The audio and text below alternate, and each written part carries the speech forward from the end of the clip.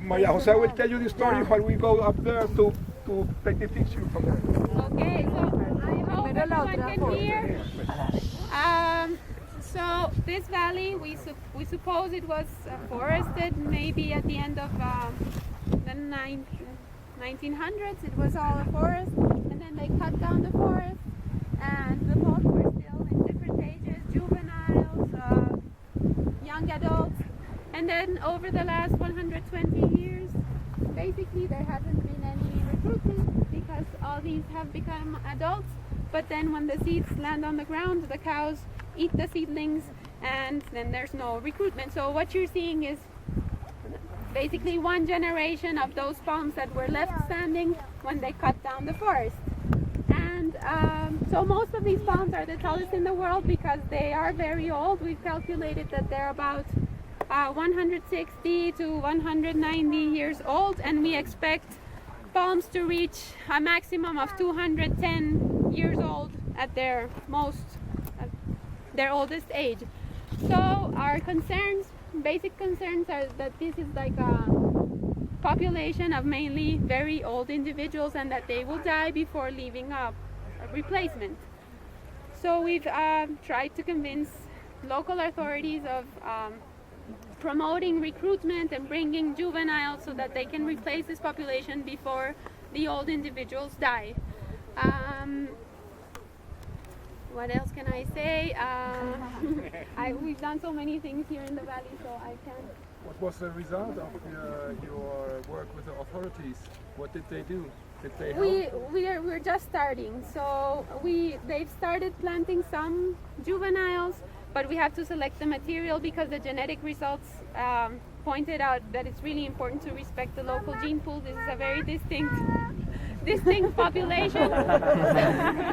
So we have to respect the gene pool, and we have to select the material from where we have to bring the juveniles. But there are many patches of forest around, so we have many juveniles in those patches, and all we have to do is bring seedlings and juveniles from those areas so that we can replace the palm stands around this place.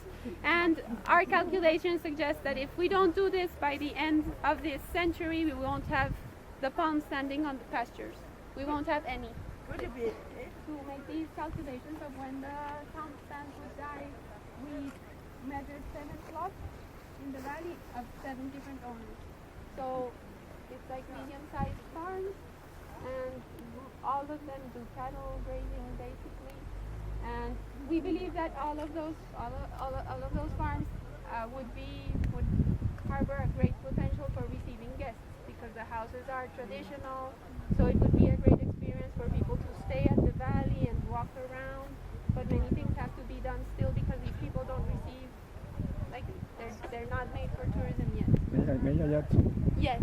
Last year we had discussions and meetings with the proprietaries of the owners of the farms here. They are not that many, like 20 or 40, and we had meeting with them, and we suggested a project to recover the palm stands by planting juveniles like 1.5 meters tall, which already survive exposure and can be fenced out so that they can still have cattle while protecting the palms. And the planting 60 palms per hectare. There are currently there are 24 palms per hectare here. Raising that number to 60 palms per hectare, it would take only 4.5% of each hectare by fencing the palms. So it's nothing, but still they don't want to do it. And the absurd thing is that most of the owners of the restaurants below are owners of the farm. So we are working for them, and still they don't want. They say that they don't want to sacrifice 4.5% of their pastures just for replacing the farm. So, and the environmental authority, who should push them, is not pushing them. So we keep making noise with the press and wherever we can, so that we can reach an agreement with them. But Rodrigo, to which extent is helping the fact that this is a national tree?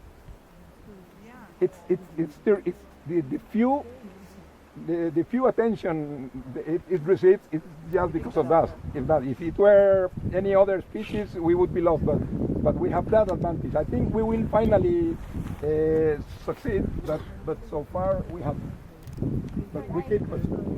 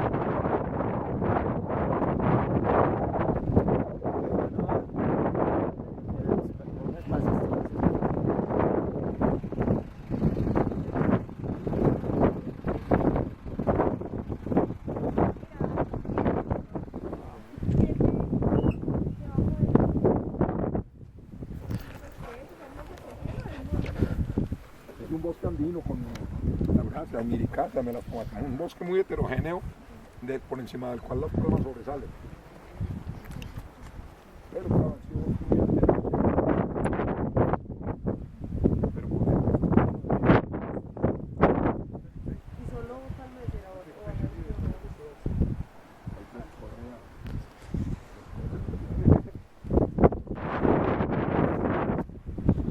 we are at the beginning of the population of Xeroxylus in the side of the Tregear.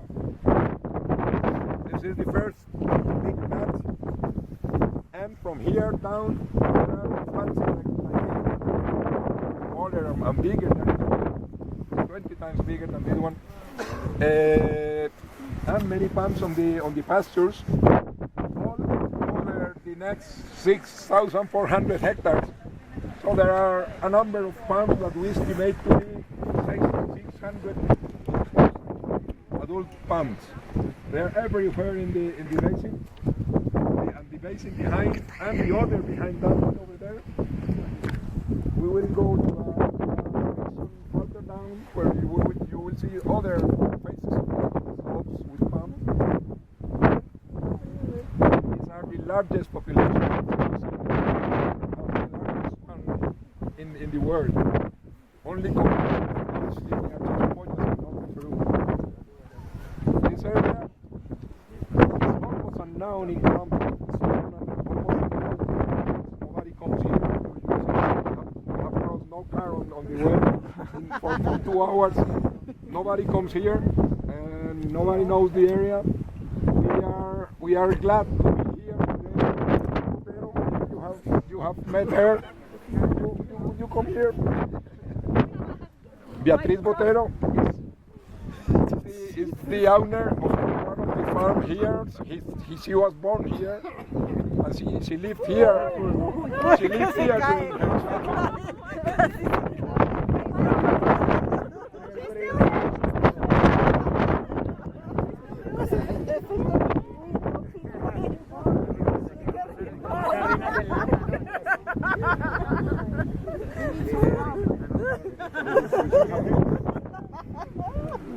This region, as you can see over there, we can see it in the next station. This region is cut by the former Quindío trail, what was known as the Quindío trail.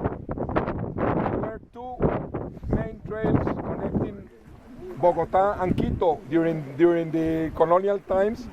One went up the Magdalena River Valley and crossed the Cordillera in the south.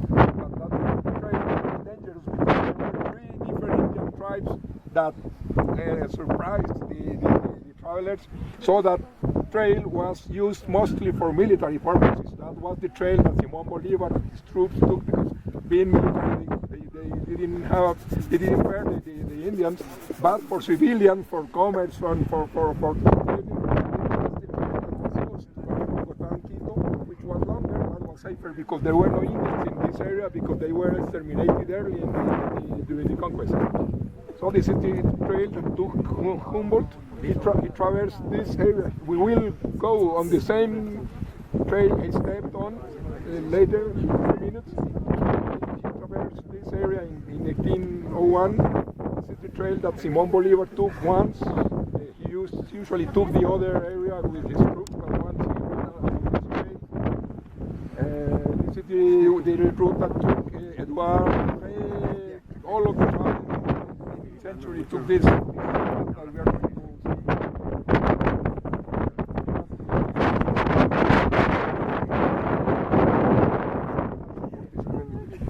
And so when Maria Jose had counted every single one, then you gave her her PhD.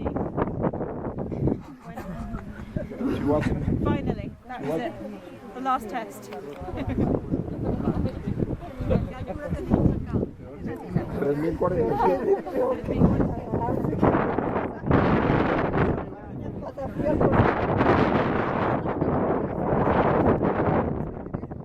¿Cómo? La parte más alta.